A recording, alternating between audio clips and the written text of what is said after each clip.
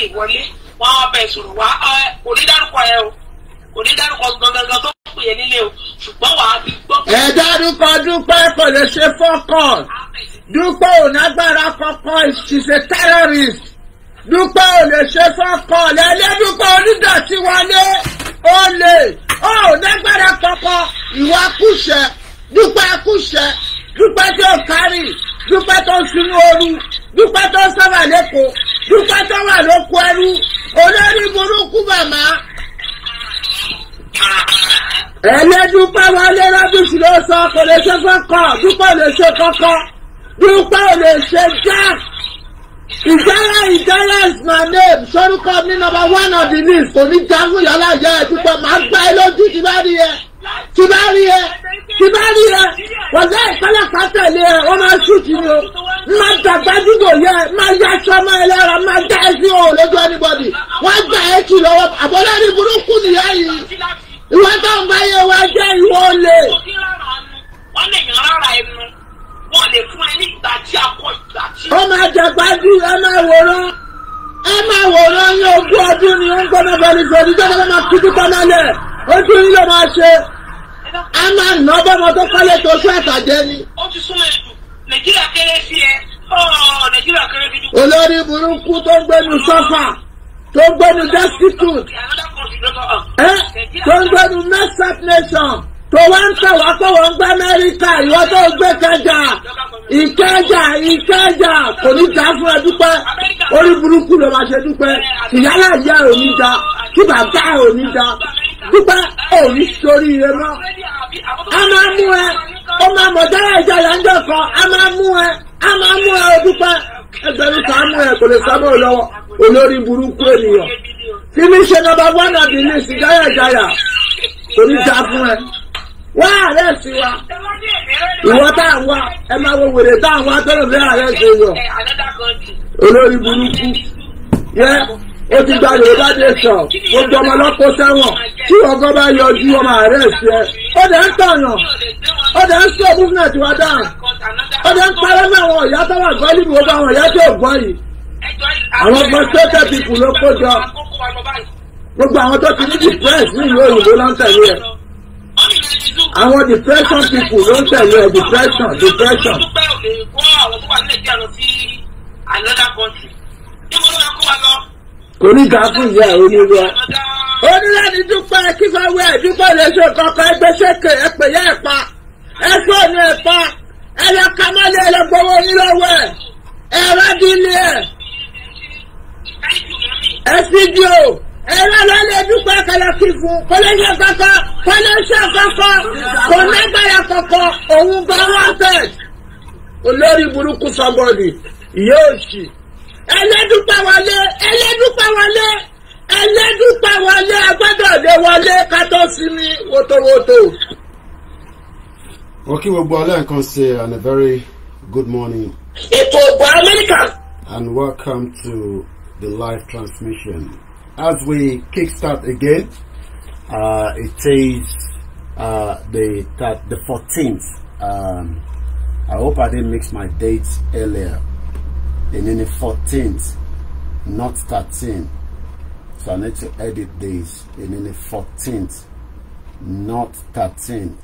Today is the 14th day of July, 2023.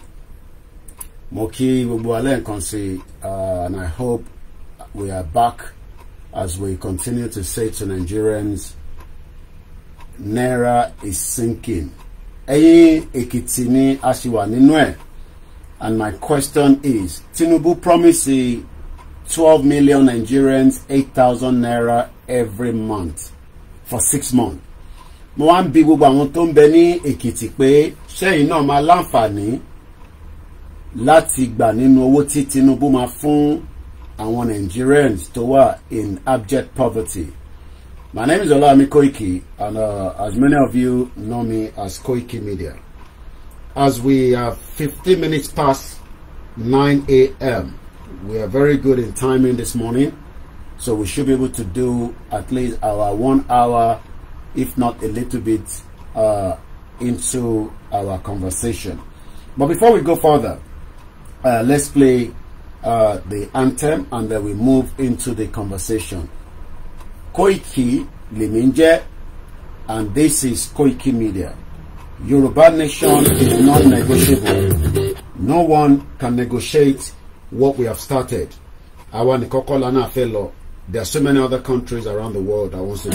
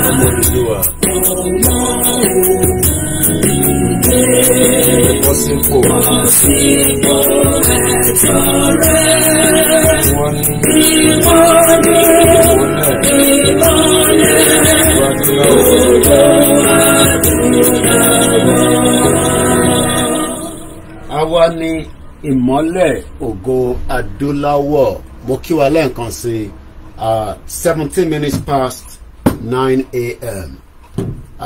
Mo kí ẹ̀yin tẹ́ wà lórí different platform. Daddy wa Dari Joe, mo kí yín sir. Salamu alaikum to all our Muslim brothers and sisters. Èmi ò jàjà ẹ̀sìn. Ẹni bá fẹ́ jàjà ẹ̀sìn, that is their own problem, not mine. What I am asking for is just simple, very, very simple. Nigeria has failed us as a country. And the reason why it has failed is well known to so many people around the world. But, okay, Bonilati edit, that is saying 13th and then 14th, so that people don't get mixed up. So many people around the world do not know the reason why we are asking for Yoruba nation. But our thing, Konshi, we know the reasons. And those reasons are very, very clear. Extremely clear to us. We are not one country. We are a nation. A nation that was forced and merged into multiple countries. And today, that is the reason why we are asking ourselves, can we really continue to live in this fake denial?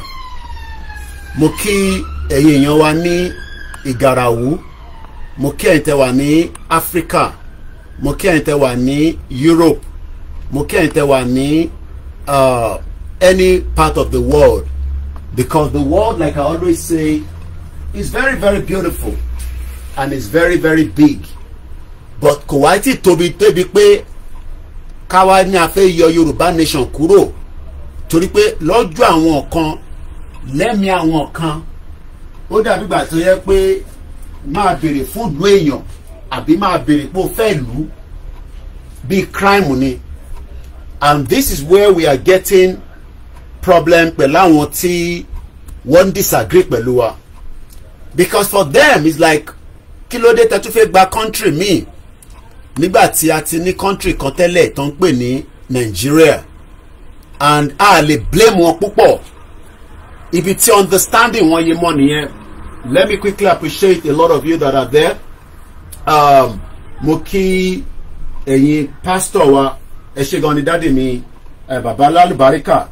Mo mọ̀ pé ẹ̀yin àgbàlagbà tẹ́ ń gbọ́ mi, ẹ̀yin máa wo gbogbo àwọn ọ̀rọ̀ tó máa dàbí pé ọmọ yóò bá máa sọ̀rọ̀ bẹ́ẹ̀, ẹ̀yin ẹ máa wọrí nípa yẹn. Generation táwa ń gbé nísìn ó yàtọ̀ sí generation tiyín. Mo ń sọ fún wife mi lánàá, mo ní settings tí àwọn parents wa lò ó yàtọ̀ sí settings táwa ń lò nísìn. ìyẹn míì pé kò sí ìwà ọmọlúàbí nínú wa, ìyẹn míì pé kò sí mo ń wá ọ̀rọ̀ tí mo fẹ́ lò níbẹ̀ yẹn, ìyẹn míì pé wọ́n kọ́ wa dáadáa, àmọ́ a ti wà nínú ibi tó ń pè ní ìjàngbara ò ní ojú tì kankan pẹ̀lú ẹ̀yìn kankan. Moreover, I don't know anybody and I'm not joking, mo mọ anybody rí, gbogbo tí a fi ń ṣe program báyìí àmọ́ra wa rí. Èmi lèmi gbéra mi síta, orí sì fẹ́rẹ̀ tẹ́ jókòó sínú ilé yín. For every day that I wake up, there is risk. Wọ́n lè infiltrate inú ilé mi, MI5. Kò sí nǹkan tí anybody ò lè ṣe, kò ń ṣe MI5 nìkan. And we have seen it happening before. So tá bá ń jàjàngbara, àwọn ọ̀rọ̀ kan wà tá máa sọ tẹ́lẹ̀ máa gbé ọba máa sọ̀rọ̀ báyìí. No, kò mátà. Sí ní era 1960 mo jẹ́rìí yẹn ẹ̀gbọ́n mi Yẹmí Fátókẹ́ ìwádìí ní fowó sínú àkáǹtì náà wọ́n ń pẹ́ tiẹ̀. Mo kíyàwó ọmọ Ọbásanjọ́ kí n tó máa tẹ̀síwájú èní ní birthday wọn, ìyá lálùbáríkà ọ̀nà àbá àdúrótì ẹ̀ṣọ́ ọ̀pọ̀lọpọ̀ ọdún. Mo á kí gbogbo àwọn tó ń ṣe birthday náà nínú month of July, à ń dúró dẹ̀yìn tí ẹ fẹ́ ṣe ní the next month. Gbogbo àwa tó kù náà á bá wa láyé. Èmi ni last man standing. Mo mọ reason bó ṣe sọ bẹ́ẹ̀. Inú UK lèmi wà, mo ti jáde, mo ti gbọ́n tọ́lọ́pàá ń sọ níta, mo gbọ́n táwọn tó àwọn bèbí kan òun náà máa ń ṣe Black Lives Matter. Mo fẹ́ go into too much details, but táwọn ọmọ mi wá kan tí wọ́n mọ̀ dáadáa wọ́n máa mọ tó ṣe fún nílùú yìí. So tí bá wá jáde tí mo lambast anybody, I don't care about anybody, kí ni kàn mí pẹ̀lú anybody. À ń sọ̀rọ̀ nípa bí ayé àwọn ọmọ Yorùbá ṣe máa tẹ̀síwájú, kí ni kàn mí pẹ̀lú anybody, I don't care anybody.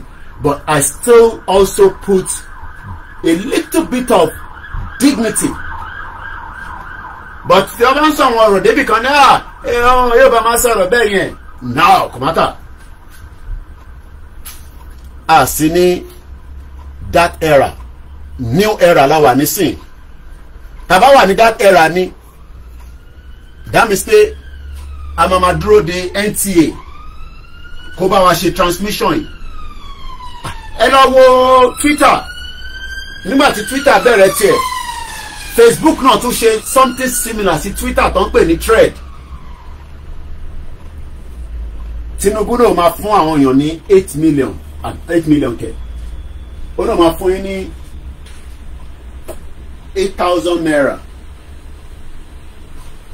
So èmi ní 1,000 ní bíbáyìí. So tá a bá bẹ̀rẹ̀ sí ń ka owó yìí, so ó máa fún yín ní 8 ilé ní every month. It's still a lot of money in the context of Nigeria. Mo kí gbogbo ẹ̀yin èèyàn torí àsìkò ni ká má fi gbogbo kíkí yẹn, but mo kí bàbá wa Professor Adébánjí Akíntóyè, the Oracle. Mo kí bàbá wa Chief Bánjí Ayélóge. Èmi á máa kí bá Gani Adams. Bó bá yá olúkálukú máa gbóhùn sókè. Àtẹni tó fẹ́ gbóhùn sókè púpọ̀, àtẹni tó fẹ́ gbóhùn sókè díẹ̀, it does not matter. Nǹkan kan máa erupt, nǹkan kan máa trigger. Mo kí ẹ̀yin Biafra, Iwu Biafra, mo kí Prime Minister yín.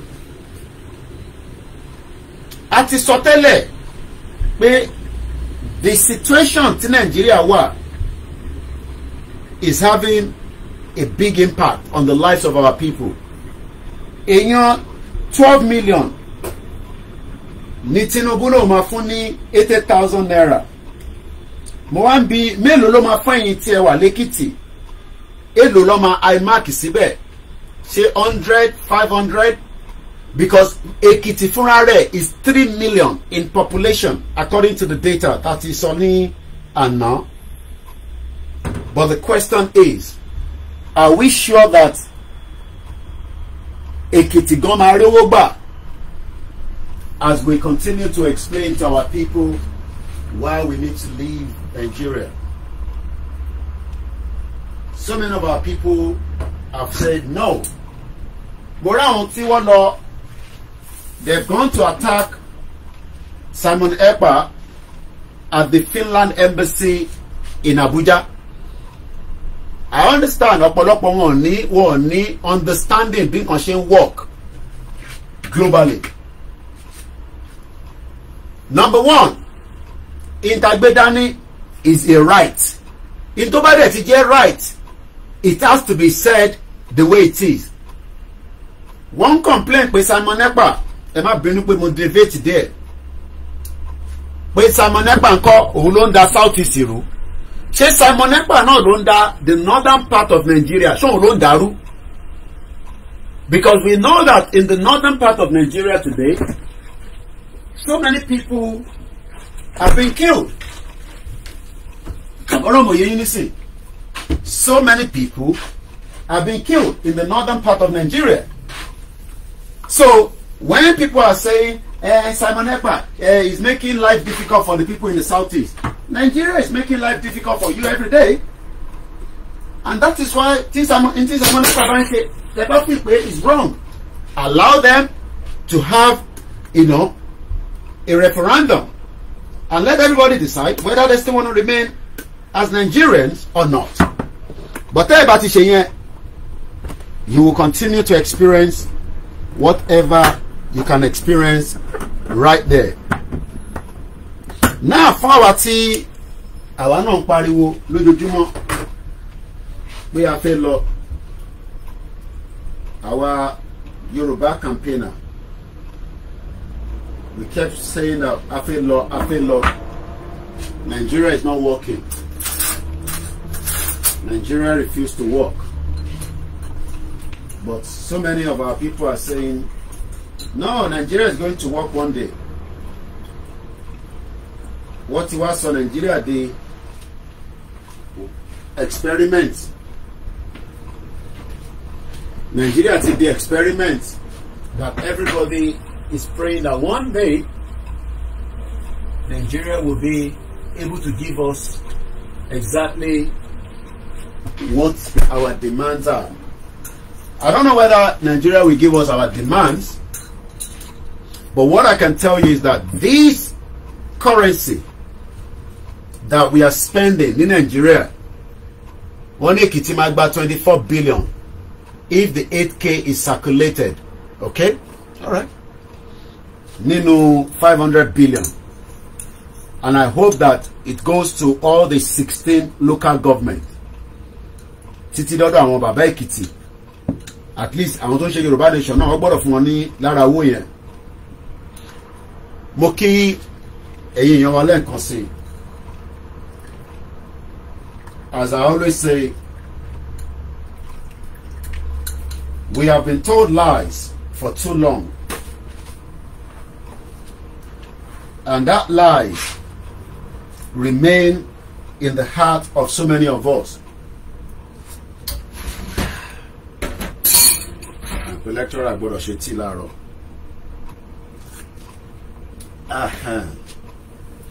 why are we asking our people to think?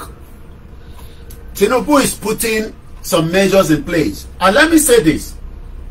Buhari is gone. Buhari is no longer in power. We now have Bola Ahmed TINUBU as the president.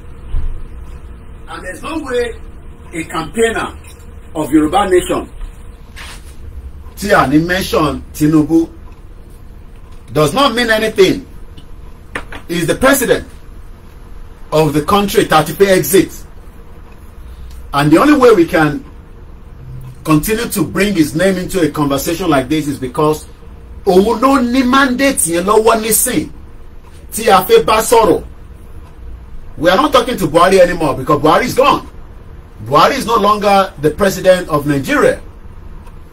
But TINUBU, that is the president, is not yet ready. He hasn't said anything regarding the campaigners and the self-determination. He's still trying to stabilize the sinking Titanic. Because trying to bring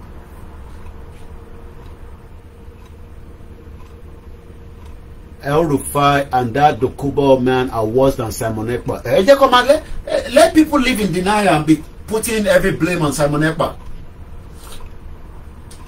The problem is Nigeria knows the truth, but everybody likes to follow, follow, and that is the reason why the country has not progressed anyway. When we look at the report that 8,000 naira will be given to our people, I don't know how much we get to Ogun State and how much will eventually get to each of our local government across Yoruba land. In Yoruba land, we have a total of 191 local governments according to our data. In Kwara State, we have 16 local government. In Kogi State, we have 21 local government. In EKITI State, we have 16 local government. Oyo has one of the biggest local government with 33, apart from Lagos, that is 37. Ondo has 18 local government. Osun is also 30 local government, and Ogun State. But kí ni ìdí gan tí àwọn èèyàn fi insist that we should fix Nigeria to work for every single building so that everybody lè ní àlàáfíà? There are reasons why kò lè sí àlàáfíà nínú Nigeria, and those reasons is known to many people, but it is just that our people do not want to admit that the failure of Nigeria, we should accept it and allow the dissolution of the country. We have a lot of professors in Ekiti State. From what we have told, or what we have been told, that Ekiti has the highest number of professors. One of those professors is the one leading the movement that we are currently talking about, and that is the Emeritus Oracle Professor Adebanji Akintoye.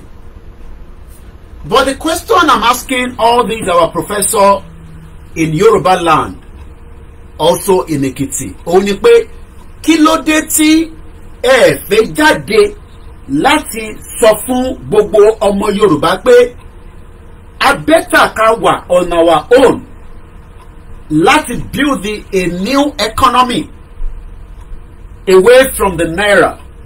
All these are designed, okay? If we have our own economy, we will run our own system of government that will be different from Nigeria tí à ń operate presently. Why tó jẹ́ pé yẹn wà difficult? Ṣé wọ́n bí sórí mẹ́ja ni pé a gbọ́dọ̀ takú sínú entity tí à ń pè ní Nigeria yìí? Ṣé wọ́n sọ pé a lè kúrò nínú Nigeria, a gbọ́dọ̀ dúró sínú ẹ̀? When we have countries around the world, just like Great Britain, ǹjẹ́ mọ̀ pé having our own country will then start competing with this currency, the dollar and the pounds, which are the two major apart from the euro. But one thing I want us to get clear, because lánàá nígbà tá à ń ṣe program, we find out that the CBN tí ó ń control this Naira was established in 1958. So the Establishment Act of the CBN here was preparing the Nigeria in 2 years' time. So ọdún méjì ló ti fi prepare in tó ń pè ní the central bank tí Nigeria máa fi operate. Inú ẹ̀ ni monetary system máa wà, inú ẹ̀ ni exchange rate máa wà, ẹ̀ ti máa gbọ́ exporter and investors windows, inú ẹ̀ ni share capital. A lot of àwọn bàbá wa, àwọn ìyá wa, ẹ ti ra ọ̀pọ̀lọpọ̀ shares. I don't think some of you got a return. Ṣé mọ̀ pé nígbà tẹ́ ń invest pé kí a bá tọ́jú owó fún ọjọ́ ọ̀la, ẹ̀ ń ra shares, all of a sudden company tẹ́ ń bá ra shares yẹn á kọ̀ fold up. Now àwọn investors kò bá jẹ́ 1,000 ló invest sínú shares yẹn, gbogbo ilẹ̀ máa lè testify, because a máa ń gbọ́ pé a ní shares ẹnu kan bàbá wa nítorí máa ń sọ nígbà yẹn nìyẹn pé a ti ra shares pamọ́. Èmi bí nísìn gbogbo ẹ̀yin tẹ́ ra shares pamọ́ nínú Nàìjíríà in the last 30 years, ǹjẹ́ lè káwọ́ sókè kẹ́ sọ fún Kóìkì pé ẹ rí owó gbà padà nínú investment yẹn? Gbogbo ẹ̀yin ọmọ Yorùbá tẹ́ jẹ́ ẹ̀yin bàbá wa, ẹ̀yin ìyá wa, àmọ́ páwọn ọ̀dọ́ ti sìn àwọn tẹ invest in shares because ayé ti sún nísìn people are now moving into other areas because tẹ́lẹ̀ inú Nàìjíríà ni gbogbo wa à ń invest owó sí àwa ń sọ àwọn kan di olówó nínú ẹ̀ ni wọ́n máa wá já wa kulẹ̀. These are the same people now that are not accepting the breakup of Nigeria. Last week we read on the news that 7,000 debtors wọ́n jẹ Federal Ministry of Finance ní 5.2 trillion. 7,000 debtors. Now tẹ́ bá bẹ̀rẹ̀ sí break it down wọ́n fún wa ní orúkọ àwọn debtors yẹn. Mo kí ìyá tó bí mi lọ́mọ dáadáa. Mo dẹ̀ kí àwọn ìyàwó mi, mo kí àwọn ọmọ mi. Like I said, anybody support wa láàárọ̀ ẹ̀ so that we can send something to our people on the ground. Àwọn Koiki Media team ni o, it has nothing to do with Yoruba Nation because they have something that they are operating from today. They are already en route, so very soon signal majadi it's got to do with Yoruba culture. Tí wọ́n ṣe lọ́wọ́lọ́wọ́ lẹ́ni, I think in Atola, the next week we're heading to another state. So anywhere tó bá ti ń ṣe culture tó jẹ́ nǹkan tiwa, mo ti sọ fún àwọn ọmọ yẹn pé tá bá ti gbọ́ àwọn tá fẹ́ lọ bá, we are not paying them, I mean they are not paying us. Àwa là ń lọ fúnra wa. So now ẹ jẹ́ ká padà. Èèyàn mélòó ló ń gbọ́ mi nísìn àtẹni tó máa gbọ́ program yìí tó lè káwọ́ sókè pé àwọn parents mi ra shares mo dẹ̀ rówó yẹn gbà jáde. Even if it's just 20,000 naira. À ń bọ̀sibọ́sí ọ̀pọ̀lọpọ̀ àwọn ìyá yẹn wọ́n máa lọ ń bá wọn ní ọjà. Àwọn bankers wọ́n á ní màmá ẹ̀ ṣe wá ra shares Dangote. Èèyàn mélòó ló ní shares pẹ̀lú Dangote? Ẹ má parọ́ o. How many of Yoruba people tó ń gbọ́ mi láàárọ̀ ẹ má parọ́ kò mean anything. Ta ló ní shares pẹ̀lú Dangote? Ẹ sọ̀rọ̀ ni. Ta ló ní shares nínú UBA? Tony Olemelu. Ta ló ní shares ní Nàìjíríà? Bí a kì í put it in that way. Sọ̀rí shares tó níyẹn owó ẹ̀ ó ti wọnú omi báyìí. Owó ẹ̀ tó gbé sínú shares yẹn tó tẹ́ bá fẹ́ràn ara yín ẹ tètè èmi ò ní kẹ́ pull it out. Ẹ wá another person tó ẹ máa bá discuss tẹ́ máa Daddy mi Joe ni I bought 160,000 shares in the bank PHB. That year till day I did not get nothing back, not even my 160. Tẹ́ bá lè bá mi sọ year yẹn so that mo fẹ́ kàn mú year yẹn kákọ̀ fi ṣe experimental àti ní dáàdì wa kan tó ti fún mi ní confirmation ní bíbá. Ok, ìyá mi kan ní kí n send ẹjẹ́ ṣe WhatsApp mi lórí bíbá màá lè send ẹ̀ wá ẹ ṣe gan ni so that ká lè ra data fáwọn ọmọ yẹn àti fún wọn lówó mọ́tò pé kó máa tẹ̀síwájú. Mo ti send ẹ̀ síra mi. Mo appreciate ẹ̀yin èèyàn wa tí ẹni Koiki máa báṣẹ́ lọ kò sí bí kódà bá ní 1 million lẹ́nìí mídíà máa ń náwó lójoojúmọ́ ni àfi mídíà tó bá já ń ká tó bẹ̀rẹ̀ Yoruba Nation ni mo ti ní 25 staff not full time but láwọn tó ń sọ pé yes Koiki àwọn gbádùn tó máa ń ṣe ní London and we will be happy to work with you and I look after them at least to the extent of what I can do.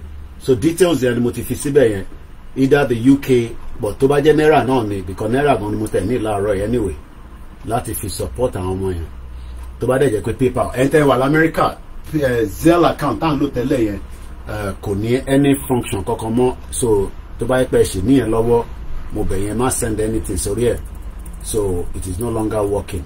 Now dádì mi ní 2008 tẹ́wọ̀n pé ẹ ṣe gan ni dádì wa Joe àwọn ní Yomi mo ra shares ní 2008 ṣèbóyá kí n rí èrè lórí ẹ̀ ṣèbí Yorùbá Nation tá à ń ṣe náà nísìn àdúrà pé tá a bá ti gba country tá a ti ní independent tó ń ṣe ní Nàìjíríà we can control our own banking system.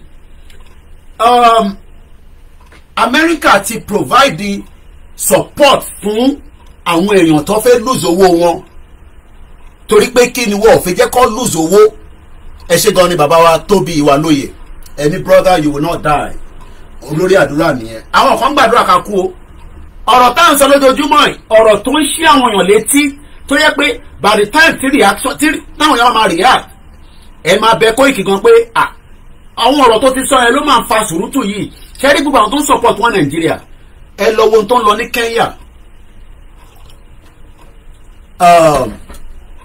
Okoya ni I was one of them in Obasanjo time Japo Oil Company and Fidelity Bank today nothing ṣẹ́rí gbogbo time yẹn everybody believed that Nigeria was going to work so there was nothing wrong tọ́ba ní Koiki ọmọ ṣíà tó wà lórí òkè nísìn ọmọ Koiki wá tètè wọn náà wá ra ṣíà zo màá ní èmi náà send owó sílé wọ́n dùpè mí náà nígbà tí wọ́n ní Lagos State fẹ́ ṣe ilé tán ni wọ́n fẹ́ ta ilé káwá gba fọ́ọ̀mù ṣẹ́rí Nàìjíríà ẹ forget it problem àìsàn tó ń ṣe Nàìjíríà kò ń ṣe tí Tinubu lè fix within the 8 years tó ń fẹ́ yìí tó bá tẹ̀ wá fix it within the time frame ṣe mọ̀ páwọn tó tún bọ̀ wọ́n lè pull it down ṣèbí a gbọ́ whether it was true or not pé Ọbásanjọ́ bá wa san gbogbo gbèsè wa ok báwo la ti ṣe wá jẹ gbèsè míì ṣèbá a gbọ́ pé Ọbásanjọ́ ó san gbèsè Nàìjíríà báwo la tún ṣe wá jẹ gbèsè míì lénìí so when Koiki someone asks for your Yoruba wallet ìyẹn ò sí ní tòsí mi báyìí o so a máa láti send yẹn pẹ̀sẹ̀pẹ̀sẹ̀ ó dà pé Abdullahi ni the question tí mo ń béèrè láàárọ̀ ẹ̀ dá mi lóhùn òun ni pé a lot of us believe in Nigeria at some point ẹni tó bá náà ò believe in Nigeria lọ́lọ́ pa bàbá rọ nìyẹn at some point ó wá kọ̀ ní different pointer ẹ mọ̀ kẹ́ àwọn mọ́tò kan wà wọ́n pè ní pointer ó máa ń lọ sókè báyìí pointer at some point everybody now started thinking that ọmọ nǹkan kan right nílùú yìí Yorùbáwùyí ìyá àgbàlagbà mo wo fídíò yìí lọ wàláì mo ti bí a kì í tẹ bí a kì í play yẹ ṣe ẹ mind mo ń gbọ́rọ̀ ní orí bus nígbà tí mo ń jáde lọ àpè Koiki mo máa ń káàkiri bí ẹṣọ oníwò lè mọ̀ ni mo ti travel 2 hours láàárọ̀ yìí tẹ́ ẹ bá mọ̀ òun tẹ̀ dànù Yorùbáwùyí mo ń gbọ́rọ̀ láàárọ̀ yìí ẹ ti fún wọn ní wòtòwòtò tó dá èyí lélẹ̀ kẹ́lẹ̀ bá wọn pé ẹ rí pé òun ni àbí Yorùbáwùyí ó ti fún jẹ́ ń bọ̀ advert ti pọ̀ jù advert náà bẹ̀rẹ̀ máa sanwó fún wa wọ́n náà sanwó fún wa wọ́n ní ẹni sùúrù Yorùbáwùyí pẹ̀lú ọ̀gá àti mo bá yára ìsọ̀rọ̀ lánàá ẹni sùúrù níbo láti bọ́ síbo níbo síbo ó ti gbé nǹkan mi wọlé o mo bá sísà mi sọ̀rọ̀ lánàá mo wá ń bi sísà mi pé ṣé ẹ gbé láàrin àwọn ẹ mọ̀ pé àwọn kan wà tọ́ èmi gbé lẹ́kọ̀ọ́ but àárín àwọn tí mo gbé tó bá ti pàgò báyìí mo ya dànù ni Lagos Island wọ́n láìkì ìjà bí ìjà ìjọ kan àwọn kan so ẹ̀gbọ́n àtàbúrò ìyọ̀rọ̀ tí mò ń sọ ẹ̀ ó ti di pé wọ́n ti fọ́gò kí ló ṣe lórí sóte sóyì mo wá ń bi Yorùbáwùyí lánàá pé ṣé ẹ gbé láàrin àwọn ọ̀kan ní Lagos yẹn torí pé reaction yín lórí social media ẹ kọ̀ ẹ ká gbọ́ díẹ̀ ká tó máa bá program yẹn lọ ẹ ká gbọ́ nǹkan tí ìyá yẹn sọ láàrú Dúpẹ́ onófin kó gbogbo lọ sí court èmi London lèmi wà but tó bá máa mú mi lọ sí court ó gbọ́dọ̀ travel wá sí London torí pé 500,000 lórí Koiki Media a support petition ibi tó kó sí àjọ pàdé ní court ní London ẹja gbọ́ Yorùbáwùyí díẹ̀ mú bọ̀. ọ̀gá ẹ̀rọ̀dà kẹ́àdúrà ọmọ Yorùbá á ti fa wèrè ní nípò àlá ọmọ Yorùbá àyọ̀dà ń pè Yorùbáwùyí ẹ̀pọ̀ wá lẹ́rìn ẹ̀ ṣàfẹ́rẹ́ ẹ̀rìn ṣàrókè Yorùbáwùyí platform kò sí depression lẹ̀ àwọn ọ̀lẹ́ lápá tẹ́ńsán nọ́mbà àgbéwò a máa padà sórí topic yẹn mo sì ní bí more than 35 minutes. mo tún ga tẹ́ bá ti ń bọ̀ kílà ní kẹ́ gbé wa mọ́mí mi tó wà ní Amẹ́ríkà tẹ́ bá ti ń lọ security ní ẹgbẹ́ dá tẹ́ bá kó security dá ní ẹgbẹ́ trailer àbí àjàgbé òtún kẹ́ gbé wa confirmation sangamation pampamation ẹgbẹ́ ìdẹ́gbẹ́ kó alẹ́ ní good leaders ẹ jẹ́ kí má pẹ́ púpọ̀ lórí ẹ̀ lọ wo lórí sísá mi Yorùbá Wuyì gbogbo ilẹ̀ mọ́ channel wọn èmi náà ń gbádùn ẹ̀ ní mo ti wò débi kan ọ̀gbọ́n mo ti gbọ́ tán. ṣẹ́rí number one ṣẹ́rí gbogbo tí Dúpẹ́ sọ yẹn ẹ̀yin tí ẹ̀ ní understanding mo fẹ́ fi kankan mo fẹ́ tún nọ́ọ̀kẹ̀ láàárọ̀ yìí ó náà ti gba country fún yín ṣé ó ní banking system tó máa fi operate ẹ̀. I don't think some of you ẹ ó náà pé ètí ìmọ̀ ta fẹ́ ta náà fẹ́ gbàsà. Bàbá wa kan lọ́nà àwọn sanwó sí báǹkì kan tó ń pè ní PHB ní 2008 àwọn ra shares 160,000 naira. I'm sure a lot of people bought shares. Màá tẹ̀ bí mo sí nǹkan ṣé àwọn náà ra shares ṣàtẹ̀rù owó gbà lórí ẹ̀. Jack Olúṣọlá ẹ̀gbọ́n mi dáadáa bẹ́ẹ̀ ni ẹ̀gbọ́n mi Simon Adébísí ní OBJ paid our debt but the exchange rate did not change. Ẹ ṣe gan ni Jack Olúṣọlá ní my 1,000 shares in Intercontinental Bank has long gone. My money gone. No dividends paid. Till date, the stupid bank fold up. Ẹ̀yin náà tẹ́ bá ra shares kò ń ṣe tìjú. Ṣé rí Nigeria we believe in it. Èmi ti send mọ́tò sílé kọ́ bá mi tà tí mo rówó gbà padà. Gbogbo wa láti invest sínú ẹ̀ one way or the other. Àwọn kan dẹ̀ ṣe ń try. And we cannot stop. Ẹni tó fẹ́ kọ́lé sí Nigeria, a lè stop yín. But má kọ síbi tí inú igbó tó máa sọ pé ó máa develop. Ìjọ ló fẹ́ develop. We have been told that Nigeria will develop. But development yẹn wọ̀ jẹ́ kó débẹ̀. So tábàrọ̀ ẹ mọ̀ báyọ̀ tàdé wà ní diaspora nísìn tí technology ti dànù pé ibo lẹ fẹ́ ra lẹ̀ sí mo fẹ́ rí. Tẹ́lẹ̀ wọ́n kàn máa sọ fún wa pé ọmọ Koiki èmi ò ra lẹ̀ o. Bẹ́ẹ̀ni bọ́ọ̀dì bá lórúkọ mi lẹ́ni wẹ̀ pé wọ́n ra lẹ̀. Mo fún ní gbogbo ilé yẹn kẹ́ máa gbé lọ. Ilẹ̀ òṣìwò, ilẹ̀ kọ́ ilẹ̀ ní. Ìlú yẹn wá gẹ́gẹ́ bí tí o máa invest sí. Àwa ti jọ́gbọ̀n yẹn àwa ti jókòó àti ṣe family meeting ní yí ẹ̀kan láti decide pé forget it. Ìtàbá lè ṣe fún àwọn èèyàn wa nílé a máa send ẹ̀ sí wọn. Investment yẹn mo ti lose ẹ̀. Owó tó yẹ kí n ti invest sílùú yìí kí n ti fi invest sára mi àti invest sí Nàìjíríà. So àwa ti ṣe family meeting láàrin ara wa pé no.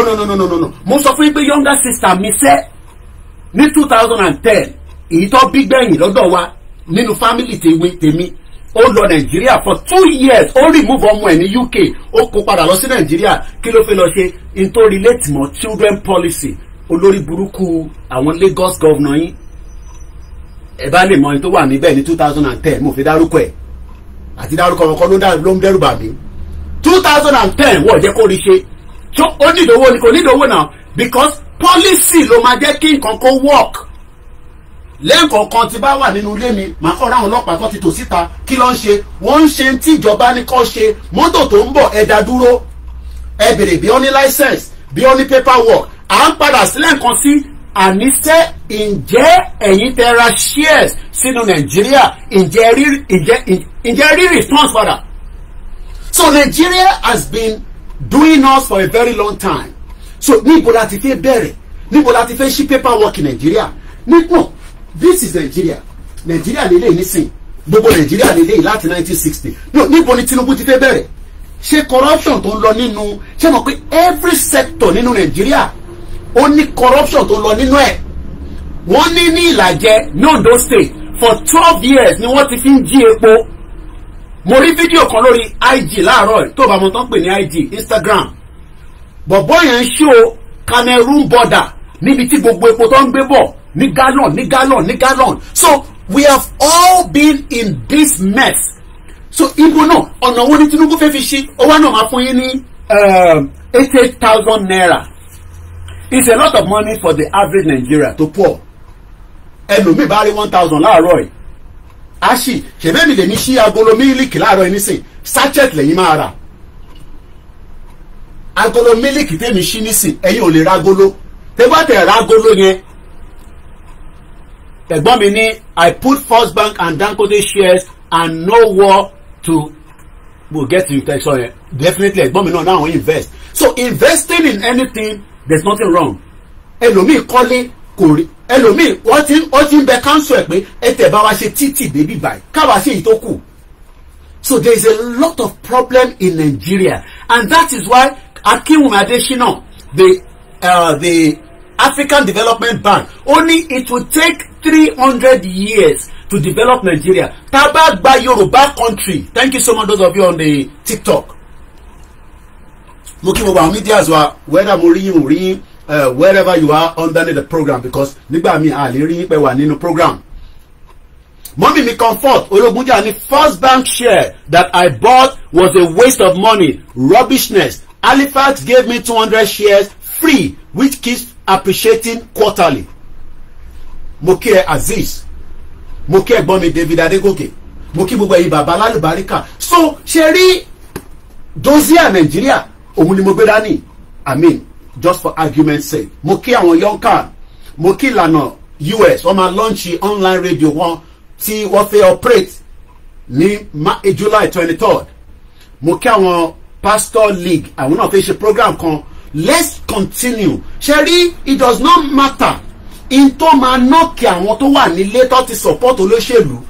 We know that a ti mọ̀ pé wọ́n ti kó wọn mọ́ kí ni bàbá marabot. So wọ́n gbàdúrà lóòótọ́, but each time táwọn bá sọ̀rọ̀ nǹkan kan wọnú etí wọn. We are not saying that we need to go to war láti para wa láti gba nation wa, but what we are saying is that ẹ fún wa ní support yẹn. Ẹ fún wa ní support kí gbogbo wa lè kẹnu kọ́ àwọn politicians wa pé okay, yín politicians ẹ máa bọ̀ ó yá okay, èèyàn kan ní ṣé pastor Kèbí ọ̀run kò sí, mo rí comment yẹn, pastor Kèbí ọ̀run kò sí ò kì í ṣe politician. Wọ́n wá ń bi mí pé bọ̀ kó ìkìṣe bẹ́ẹ̀ mi ní Yorùbá nation, ẹ jẹ́ kí n ṣàlàyé nǹkan kan fún èèyàn wa o. Let's get something clear. Èmi ò ń ṣe blogger, mo dẹ̀ ṣe vlogger bí whatever. I am a journalist. Bí olóṣèlú kan bá wá tó náà fẹ́ interview òun, máa interview mo mọ́ tí máa bèrè lọ́wọ́ ẹ̀. Bòkò mí pé olóṣèlú yẹn àmọ́ wá ní olóṣèlú lélẹ́yìí ó ti endorse Yorùbá nation. No, òun ló máa lọ máa ṣiṣẹ́ tiẹ̀. Need anybody kankan kó tó wá kó sáàrin wa mọ́. A ti ní too much press, too much lay back pẹ̀lú ọ̀rọ̀ Dúpọ̀ Onítìrì ti waste almost a year. Àwọn kan wá ń bi mí, bàbá kan ẹ wà ní Áfíríkà, ẹni kí ni Dúpẹ́ ṣe gangan fún gbogbo wa, ọ̀rọ̀ dẹ̀lẹ̀ ń bi mí yẹn. Agbára àwọn èèyàn ṣe máa bi wá pé kí ni Dúpẹ́ ṣe fún wa. So ṣe mo fẹ́ bá sùn ni, ṣé mo fẹ́ bá Dúpẹ́ sùn ni. I mean, how can people be asking Koiki pé kí ni Dúpẹ́ ṣe fún wa tó le tó yẹn. So gbogbo tí ẹ̀yin ti rí láti in the last 1 year, bẹ́ẹ̀ni pressure ti wà already o. Yorùbáwùyí, my beautiful sister, ìyá dáadáa, mo pè lánàá lẹ́sẹ̀kẹsẹ̀ ló gbé kọ́ bó ṣe láti rí nìyẹn. Ọlọ́run dáa bá ń fún yín ṣe èyí tí mo pè yín fún, èèyàn ń ṣe fún public consumption. So ṣe rí àwọn tó máa ń bi wá pé kí ni Dúpẹ́ ṣe fún wa, ẹ jẹ́ ká ẹ ṣe sùúrù. Now mo tó fẹ́ padà sórí nǹkan kan. Ó náà ti gba country fún yín tó ń pè ní òmìnira. Okay, agree, ó ti gba country lọ́dọ̀ tiwọn kò ń ṣe lọ́dọ̀ tiwa. Ó náà máa bẹ̀rẹ̀ interim government. Mo wá tí wàá gbé yẹ̀wò pé ọ̀nà wo ló fi gbà. Wọ́n ní Koiki Kẹ́mi máa wọ́ọ́rì nípa yẹn. Ṣèbémi lèmi ní ẹ̀rọ pé argument kan táwọn kọ́kọ́ mú wá ní ẹ̀ pé ṣèbémi mo ní ọ̀nà kan wọ́jà. Let me tell you how a government works. Mọ̀ tó ń pè ní government. Kódà interim government lásán. Bí ẹ fẹ́ set up interim government, it is not mọ́ínmọ́ín. À ń bọ̀sibọ̀sí pé àní arábìnrin kò ní any iota of truth. Ṣé ní gbogbo message tó máa ń jáde tó máa ń sọ pé mo ti kọ lẹ́tà ságbàáyé, fàbú ní gbogbo yẹn. Fàbú, kò sí kankan tó ń jẹ́ mo ti kọ lẹ́tà sí gbogbo àgbáyé. Níbo ló ti gbà kọ́? Ẹni kí ìjìnlẹ̀ kó fún yín ní evidence kan pé wọ́n kàn DHL letter. Let me say this, let me explain something to you that a lot of you don't understand. Ṣé mọ̀ pé èmi bí ṣe wà ní UK nísìn tí mo tún jẹ́ journalist as an example nísìn. Ṣé mọ̀ pé tó bá yẹ pé mo kì í ṣe journalist, mo fẹ́ rí prime minister wa as a citizen, ọ̀nà orí ẹ̀rọ pé yàn máa gbà. Ṣé fi pọ̀ wọ́n kàn máa ní wá rí Rishi Sunak, wà á kọ́kọ́ lọ lobby díẹ̀ through MPA. So gbogbo yìí tí Dúpẹ́ ń sọ pé òun bá ìlú kan sọ̀rọ̀. So ìlú tó ń bá sọ̀rọ̀ yẹn as per what? Ṣé abroad ìdàgbọ́n tí yàn wá o, Ọlọ́run ló ní kí n wá sí London, wàláì nígbà tí yàn dé abroad yàn ṣe rí pé àwọn kankan wà tí a ti gbọ́ nígbà tá a wà ní Nàìjíríà nígbà tó wá dé bíbá ló wá realize pé so màá fún ilé example kan. My mom was the secretary of Mobile Oil. Secretary ni mom sí mi dẹ́rìn yẹn èmi tí mo jẹ́ ọ̀dọ́ báyìí my mom correct my English èèyàn mélòó ló ń lọ university ní sí English mélòó lẹ́yìn sọ kí ni mo fẹ́ fààyàn bẹ́ẹ̀ ni pé ó ní ọ̀gá wọn kan tí wọ́n gbé wá láti UK sí Nàìjíríà wọ́n fún ní ọ́fíìsì ńlá wọ́n fún ní dírẹ́fà ẹ mọ̀ bó ṣe máa ń tọ́jú àwọn òyìnbó expatriate pé òyìnbó ni wọ́n man yẹn was living large as a managing director nígbà tó wá padà tó dá padà wá sí UK mọ̀mísí mi wá sọ lóde ní London wọ́n wá lọ rí man yẹn lọ́fíìsì nígbà tí mọ̀mísí mi wá dé ọ́fíìsì ẹ̀ wọ́n wá rí pé tí àbọ̀bọ̀ yẹn ẹ mọ̀ àwọn tó bá ti lọ sọ́fíìsì ní UK ní bíbá chair kan máa wà báyìí kọ̀mpútà nílé lẹ́yìn ẹ̀ another chair máa wà mọ̀mísí mi wá wonder pé Mr. David, is this your office?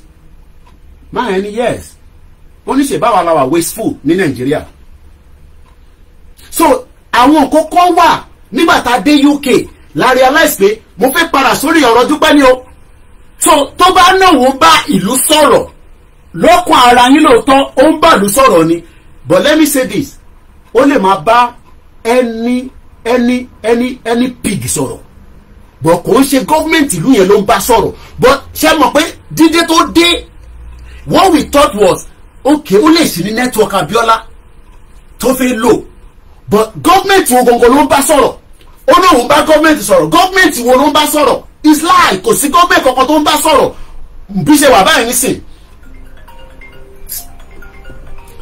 báyìí nísìn ní Ọláyọmí Kóìkì ṣe mọ̀ pé mi náà ní company ní bíbá mo register ìwọ tó wà Nàìjíríà o lè sọ pé o bá Kóìkì sọ̀rọ̀ mo lè máa fún ẹ ní impression pé lọ bá ẹni ọ̀gá ní Nàìjíríà kó sọ fún ọ pé Kóìkì media tó ń bá sọ̀rọ̀ yẹn is a registered company ní bíbá so pé òun bá yàn sọ̀rọ̀ yẹn kò ní any government official kankan tó ń bá sọ̀rọ̀ scam ni màá dẹ̀ fún yín náà another example kí lè rò pé àwọn bọ̀bọ̀ tó ṣe jail Amẹ́ríkà yẹn hush puppy àti Woodbury àbí kí ló ń jẹ́ kí lè rò pé wọ́n ṣe it is the same àwọn tó máa ń ṣiṣẹ́ yẹn àwọn tó máa ń ṣe kí ló máa ń pè wọ́n Bishop Adesina àwọn tó máa ń ní ẹ̀dáwó lọ́mọ́yàn wá kìíní kan máa gun ládà ta ló rántí àwọn kìíní yẹn àwọn olórúkọ tó máa ń pè wọ́n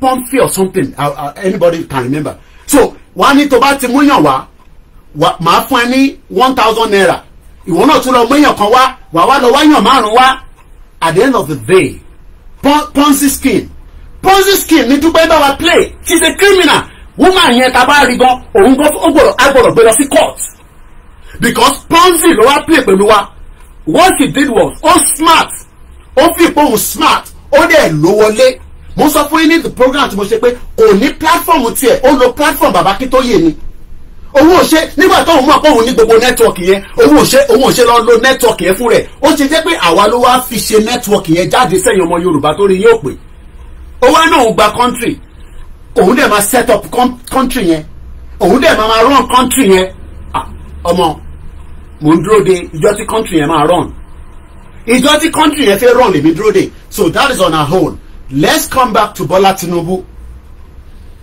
Bola Tinubu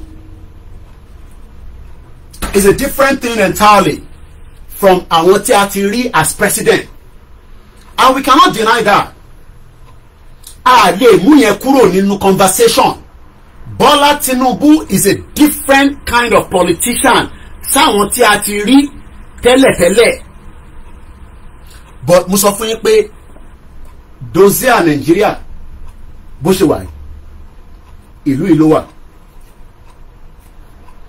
UK ló gbé dozia Nàìjíríà dání ẹ lè má láìkì bàbá kan tó ń pè ní Báṣegùn wọn náà communication kan tó send sí mi recently mo fẹ́ lọ mú jáde WhatsApp mi dà Báṣegùn lóòótọ́ kò sí route tá a lè lò ẹ jẹ́ kí n ka àwọn kan tí Báṣẹ̀gùn send sí mi recently. Wọ́n send kankan wá níjọ́ Sunday. I'm sure some of you know Báṣẹ̀gùn is the coordinator of the Ìlànà UK. Kó tó di pé yeah, pyramid, that's another word. Ẹ ṣe gan ni Ponzi scheme or pyramid. Pyramid ni Dúpẹ́ ń play lọ́wọ́lọ́wọ́. Ṣé ní gbogbo èyí àwọn kan tẹ̀lé ẹ̀yin tẹ́ máa ń stress àdáyé pẹ̀lú owó tó ń dá. Kí ni problem yìí pẹ̀lú owó tó ń dá? Ẹ bá wa kọ́la lówó. Ibi tó bá wọ̀ òun yàn ní kọ́lọ́ dẹ́wọ̀n wọn sí. Eventually inú ilé ayé iná la wà. Bóyá àwa ta dúró tá à ń sọ pé àìsí gba country àtọ̀hún tó náà ti gba country gbogbo ẹ̀ máa níyanjú láìpẹ́. Ojú ló ń kọ́ gbogbo wa. But the only thing tó máa ṣe ni pé ó máa farabalẹ̀. Ó ń capture gbogbo tá à ń sọ nísìn. Àtújáde but the repetitive ló kọ́ máa sọ the same thing. Kò sí anything tó fẹ́ fi move. Kódà kó lọ kó 30,000 mercenary kókó wọ́wọ́ Nàìjíríà kò lè defeat Nigerian government. Then mo gbọ́ ìkan náà sister wa kan mo dá voice yẹn mọ̀ dáadáa. Ó ní yẹn ṣe bí ẹ ti Dúpẹ́ bá tẹ̀sẹ̀ ṣe gbogbo tó fẹ́ ṣe yẹn ẹ ká jẹ́ kó ṣe. Ó rà pé orí ẹ̀yin tẹ wà ń lé orí yín ò pé. Ṣé èèyàn mọ̀ pé UK gbogbo transaction tẹ́ni ẹ fún wa ní £10 ẹ fún wa ní £20. Ìjọ tí UK bá ti lè líǹkì ọ̀rọ̀ Yorùbá nation Nàìjíríà ò ní láti sọ fún UK pé we are terrorists. But UK gangan tẹ́mi wáyé ìjọ tó bá ti lè rí anything tó fẹ́ pinpoint ẹ̀ pé terrorism nìkan tá à ń ṣe ẹ̀ nílé sẹ́ndì gbogbo owó tá à ń sẹ́ndì síra wá yẹn wọ́n máa block gbogbo ẹ̀ and it's gonna be a disaster. So some of you need to understand that there's what they call monetary system lágbàáyé. Abroad ò kì í ṣe Nàìjíríà ni lawless country ní Nàìjíríà. UK lè ní gbé intimidate gbé dání is not terrorism. So it's about 2 minutes past 10. Báṣẹ̀gùn sẹ́yìn kankan sí mi níjọ́ Sunday. Let me share that with you. Britain has 2 sources of legislative law. Ẹ mú pen and paper kẹ́ máa take note. Britain tí mo wà yìí wọ́n ní màá máa ṣe àyàn ògbífọ̀ ẹ̀ ní bá ti lè translate ẹ̀ ìtì bá lè translate màá kà ní English. Britain has 2 sources of legislative law. That means pé nílùú tẹ̀mí gbé law méjì ni wọ́n fi operate. Wọ́n pè kan ní parliament àti crown, royal prerogative. The law enacted by parliament cannot be changed. Sori ibi tí máa ń lọ níwájú yẹn tí máa ti ń dúró tí máa ń ṣe síyà oríṣiríṣi níta tí máa ń ṣe rally tẹ máa ń rí building yẹn bí ó dàbí bí gold báyìí. Aago kan wà lórí ẹ̀ wọ́n ń pè ní ben aago yẹn lòmíì torí ẹ̀ ló ṣe wá sí London. Ibẹ̀ ló ń pè ní parliament. So kó lè máa ní understanding. Wọ́n wá ní òfin tó bá enact nínú parliament yẹn wọ́n lè change ẹ̀ nínú court. Sórí ọgbọ́n tí UK ń dá. UK mo sọ fún yín pé àwọn ló ní PR. UK tèmi wáyé ọwọ́ wọn ní dòzíà Nàìjíríà wà. Wọ́n dẹ̀ mọ̀ pé ìjọ tí dòzíà yẹn tàbá ti fọ́ sí wẹ́wẹ́ tolúkálukú ti lọ ní ìwọ̀n tiẹ̀ ní as an indigenous people. Wọ́n gbọ́dọ̀ wá bá wa ṣe new law. Wọ́n gbọ́dọ̀ wá bá wa ṣe new relationship yàtọ̀ sí ìtọ́ ń bá Nàìjíríà ṣe lọ́wọ́lọ́wọ́ nísìn. Because so many things ló wà lábẹ́ dòzíà yẹn tí UK ò fẹ́ jẹ́. Pandora ni Nàìjíríà is a Pandora. Tá a bá ṣí ẹlòmíì á sunkún ní ti Ọbásanjọ́ yẹn bàbá burúkú yẹn tó ti gbélé wọn lọ́wọ́, ní ti Babangida tó ti gbélé wọn lọ́wọ́, ní ti Jonathan tó ti gbélé wọn lọ́wọ́. Ẹ̀yin kò ṣe ń rí Nigeria as a country. Nigeria is no longer in the hands of our politicians. Dòzíà yẹn ọwọ́ UK ló wà. Wọ́n lè máa parọ́ fún yín pé kò sí lọ́wọ́ àwọn. Wọ́n lè máa ní yẹn pé kò rí bẹ́ẹ̀. Ìtí Koiki sọ yẹn kò ní evidence. Wọ́n mọ̀ pé dòzíà Nigeria ọwọ́ UK ló wà. Bẹ́ẹ̀ fẹ́ gbọ́ fine, bẹ́ẹ̀ fẹ́ gbọ́ o rò pé BBC máa sọ lé fún ẹ.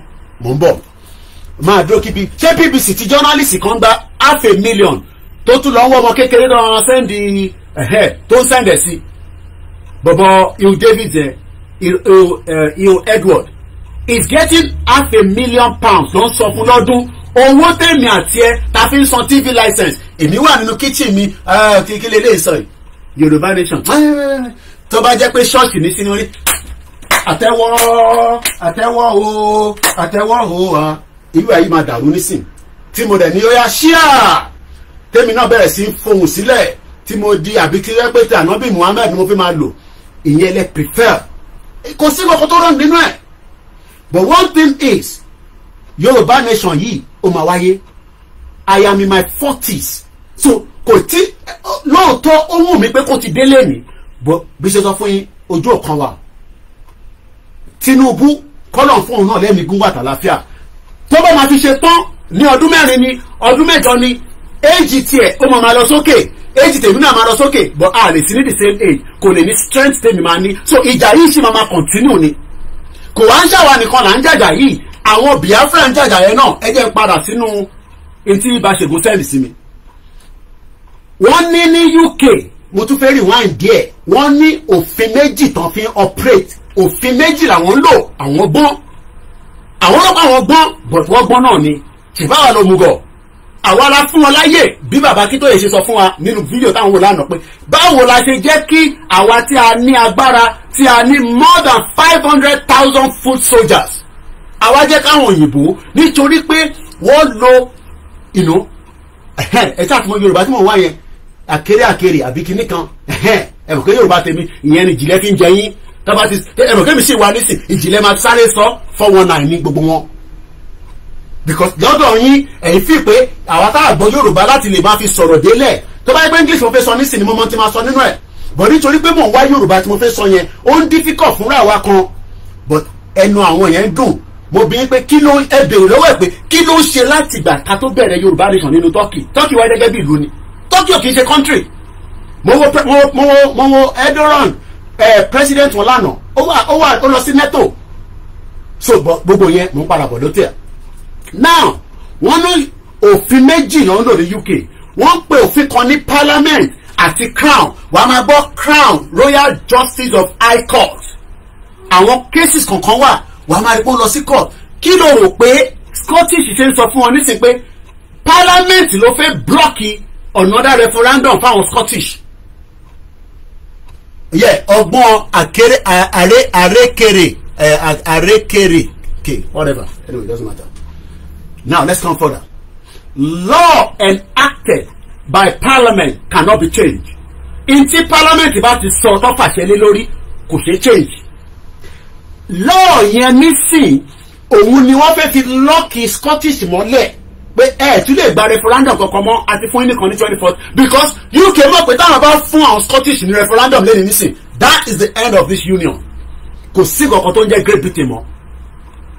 That is say ìwọ tó fẹ́ lọ láti Nàìjíríà lọ sí Scotland ó nídìí láti tẹ̀síṣẹ́ sọ pé ó link mọ́ UK but for now wọ́n link gbogbo ẹ̀ ní tó bá ní visa UK nísìn ó gbé ẹ̀ dé Scotland but nígbà tó bá break another country nìyẹn ìtàn sọ fún yín nìyẹn èèyàn ọ̀dẹ̀ tí Scotland bá pín láàárọ̀ yìí nísìn tó kúrò lára UK tó bá fẹ́ apply for visa yẹn ò ní gbé ẹwọ UK mọ́.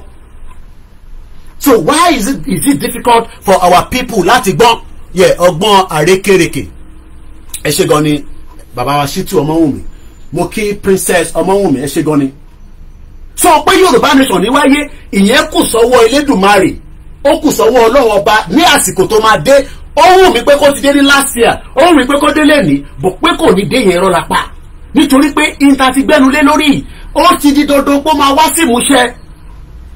Wọ́n dẹ̀ mọ̀ pé number one bàbá kan wà tó ń pè ní Ìgbòho tó bá gbéra níbi tó wà mo ti sọ ẹran àwọn kan fi ṣe mimic mo sọ fún yín pé tí Ìgbòho bá gbéra ní Benin nísìn tó bá tẹsẹ̀ pé àsìkò tó tẹ́lẹ̀dùmarè ní kó move wọ́n bí bá bá ńlá anybody tó lè dádúró bá bá ńlá ẹ̀yẹ kankan ní dádúró nítorí pé èrò tó máa tẹ̀lé lẹ́yìn àfi kẹ́yẹ́ apá gbogbo èrò yẹn kò dẹ̀ possible and that is why they are trying everything láti make sure pé Ìgbòho ó ti jókòó sí Kútọ́nù kìíní kan fún ní freedom no kọ́ lift embargo tó wà lórí ẹ̀ kò ní láti wá Nàìjíríà lift embargo ó lọ́mọ ní Germany ó lọ́mọ ní Canada ó fẹ́ lọ káàkiri ìyẹn ló wà important ìyẹn ló yẹ kó máa sọ fún Bọ́lá Tinubu pé embargo tí Buhari olórí burúkú gbélé Ìgbòho lórí torí kó dàbí gbogbo ẹ ti gbàgbé àbí ẹ mọ̀ pé nígbà tí wọ́n lọ àtàkì ilé Ìgbòho ní alẹ́ ẹjọ́ yẹn DSS release a statement pé anywhere in Africa níbi tó bá ti rí Ìgbòho kọ́dà dúró.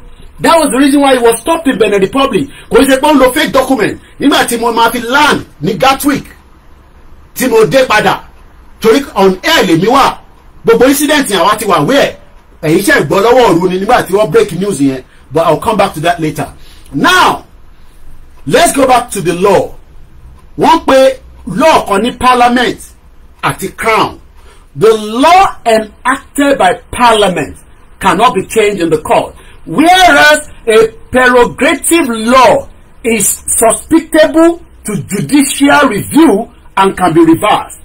The 1913 Protectorate of Nigeria farabalẹ̀ kó gbọ́ bí tí mo fẹ́ kà yìí.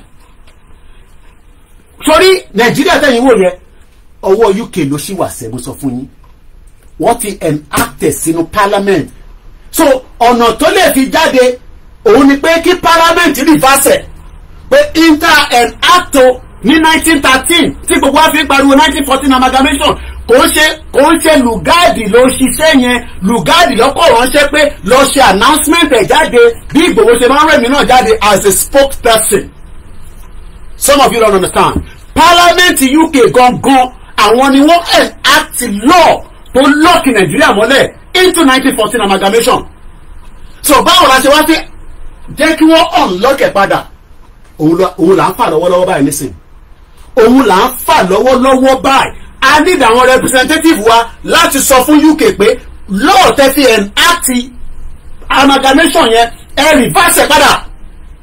Ẹ bá wa reverse ẹ̀ kò work mọ́ fún wa. But àwọn olórí burúkú àwọn tó ní ṣàǹfààní Akérédolú ó wà ní Germany nísìn ó ń gbádùn ayé ẹ̀. Yes, ó ń gbádùn ayé ẹ̀ because even though he's sick ayé ẹ̀ ló ti ń gbádùn because wọ́n máa fún ní the finest and the best treatment. Ìwọ́n pariwo APC. Ordinary paracetamol wo ò lè fi tọ́jú ẹ̀. You will die and die and die. Let's go back. Farabalẹ̀ kó gbọ́ bíbá lẹ́ẹ̀kan sí. Òfin tó fi enact 1914 amalgamation ọ̀dọ̀ parliament ni wọ́n ti lock ẹ̀ mọ́lẹ̀. So how do we unlock it? Òun là ń fà lọ́wọ́ báyìí. And if we are saying that Koiki ọmọ mama sọ pé a máa jà o mo like ọ̀rọ̀ yẹn ó ṣe jẹ́ ká tún wọ ọ̀nà míì kò ń ṣọ̀nà bí olórí burúkú bọ́ bastard ìyá tẹ́ ń pè ní orí tìrì olùṣe olórí burúkú tí kò ní kú síbi tá a fi ẹ̀wọ́ abẹ́ ni mo sọ. Èèyàn kan ní mò ń bú bàbá Adéníran pé Koiki ọ̀rọ̀ yìí tó ń sọ yìí síbà kò ní da fún wọn tó bá sọ bẹ́ẹ̀ náà bọ́ bastard nìyẹn. Tó bá yẹ pé bàbá Adéníran ti lọ pa èmi àti Ìgbòho níbi tó gbé wa lọ ni ìwà máa sọ fún mi pé mò ń bú bàbá Adéníran ìwọ tó bá sọ bẹ́ẹ̀ náà ògùn máa pa ẹ́ ìwọ ọmọ ibi tó pa wá lọ ni èyí bọ́n bastard mo tọ́jú ẹ̀ sábẹ́ ẹ̀kún ẹni mò ń bú bàbá Adé what the fuck is bàbá Adéníran kò ní kú síbi táṣù ẹ̀ wà ní mo sọ sẹ́ ẹ send fídíò mi sí kó sọ fẹ́yìn pé ìgbòlógbìn àti Ìgbòho lọ ẹ̀yin sọ tó bá yẹ pé wọ́n pa èmi àti Ìgbòho mọ́ bẹ́ẹ̀ àbí wọ́n ambush wa mọ́ bẹ́ẹ̀ ẹ̀yin ẹ̀ máa sọ fẹ́mi pé mò ń bú bàbá Adéníran pé Koiki a ní culture ọmọlúàbí òun kò ní da fún ọmọlúàbí náà ẹ̀yin olóṣì ìbéèrè social media lẹ́yìn wà wọ́n tọ́ba tí ambush èmi àti Ìgbòho tó pa wá mọ́lẹ̀ níbi tó bàbá Adéníran gbé wa lọ ìwà máa sọ fẹ́mi pé bàbá Adéníran kò ní da fún wọn náà tó bá sọ bẹ́ẹ̀ bọ́n bastard ni ẹ̀yàn máa lè èmi lọ́lé mo lọ take risk mo lọ súnmọ́ Ìgbòho bàbá olórí burúkú wa gbé wa lọ bìkan tó bá yẹ pé wọ́n ambush wa mọ́ bẹ́ẹ̀ ni tó bá yẹ pé wọ́n ti ambush wa mọ́ bẹ́ẹ̀ ni ìwà máa sọ nonsense tó ń sọ ṣèpọ̀ fẹ́ pa Ìgbòho mọ́nu lé ẹ fi ìpẹ́tẹ́ bá wà nínú ilé Ìgbòho wọ́n ní òkú mi kọ́ lẹ́wọ̀n máa Koiki ọ̀dọ́ bẹ́ẹ̀ foríjì àbọ̀bá yẹn dẹ̀ try o àwọn ọmọ oníṣẹ́ máa sunkún pé àwọn náà dáadé àwọn iṣẹ́ olú ẹ̀ láwọn ọmọ kéékèèké lọ́wọ́ ẹ̀yọ́ lòṣì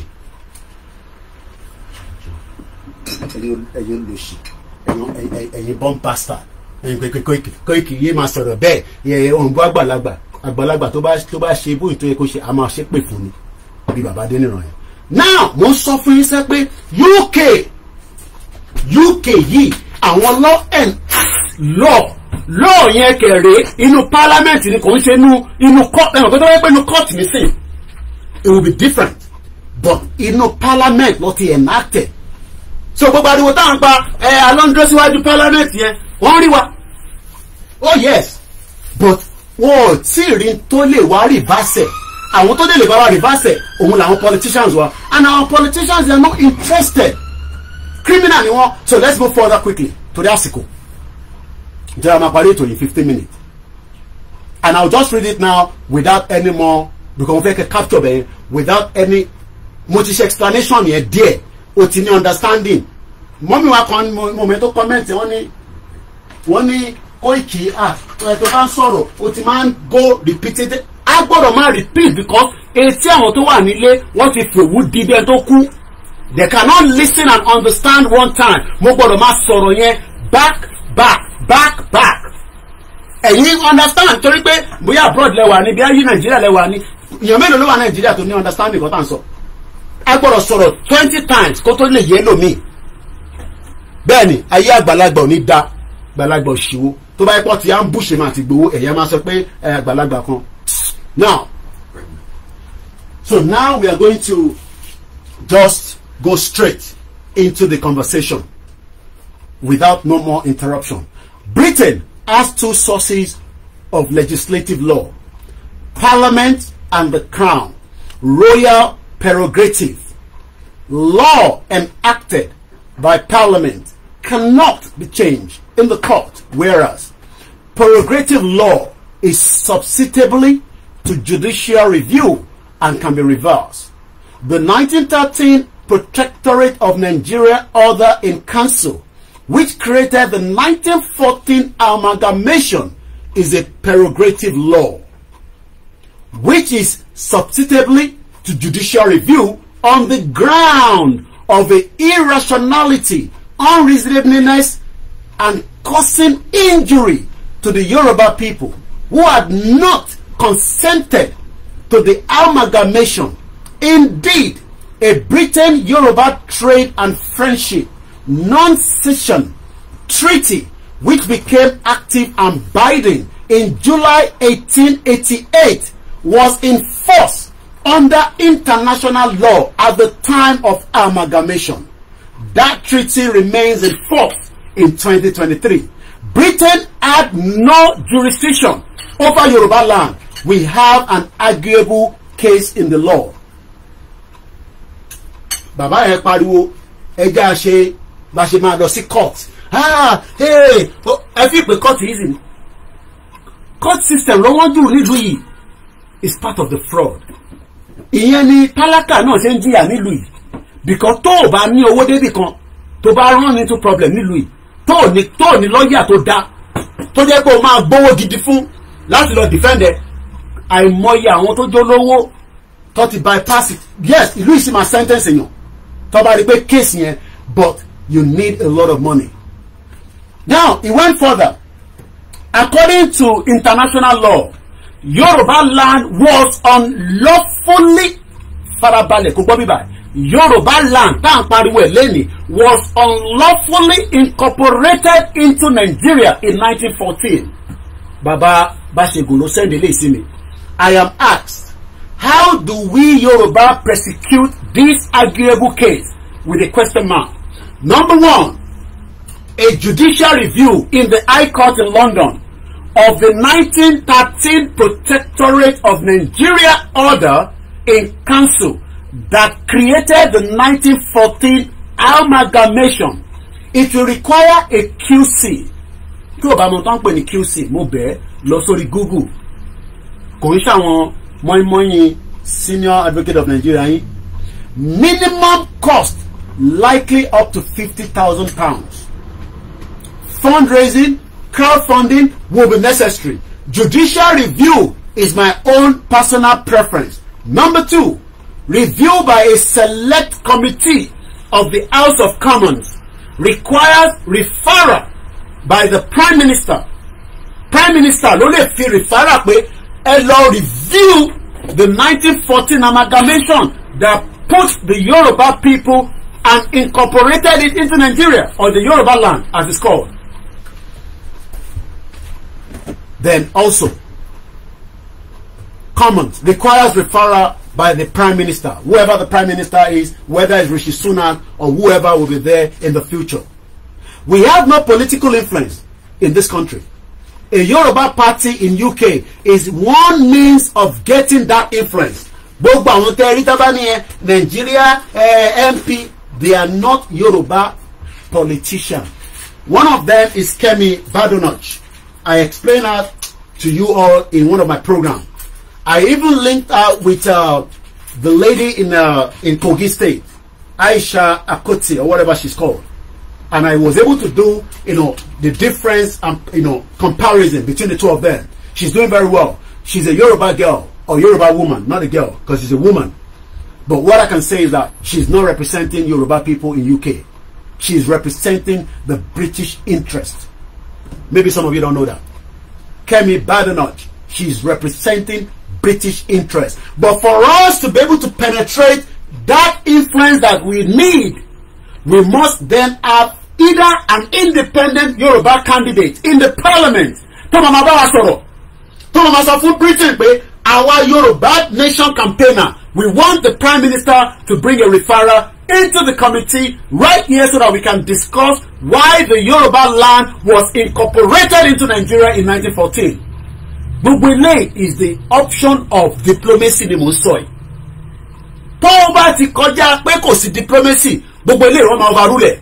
Kíákíá ló máa bẹ̀rẹ̀ sí sọ̀rọ̀ ní UN. In tó bá ti mú UN sí sọ̀rọ̀ Nigeria pé there is a crisis on the ground tí wọ́n ti set up in tó ń pè ní Resolution Council. That's the end of Nigeria.